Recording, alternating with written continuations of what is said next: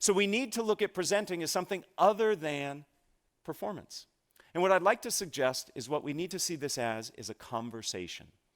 Right now, I'm having a conversation with 100+ people rather than saying I'm performing for you. But it's not enough just to say this is a conversation. I want to give you some concrete things you can do. First, start with questions.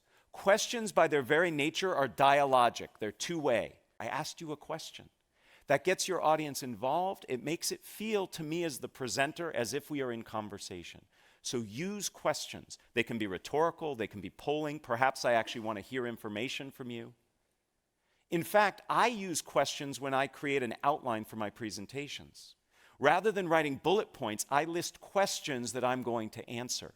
And that puts me in that conversational mode.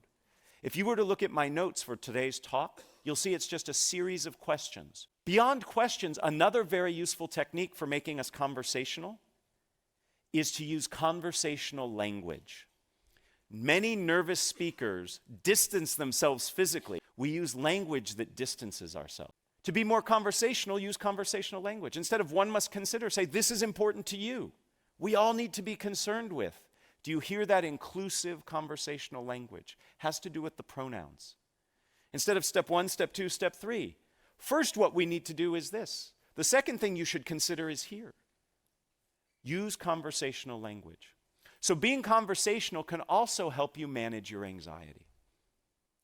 The third technique I'd like to share is research that I actually started when I was an undergraduate here. I was very fortunate to study with Phil Zimbardo of the Stanford Prison Experiment fame. Many people don't know that Zim actually was instrumental in starting one of the very first shyness institutes in the world, and especially in the country. And I did some research with him that looked at how your orientation to time influences how you react. And what we learned is if you can bring yourself into the present moment, rather than being worried about the future consequences, you can actually be less nervous.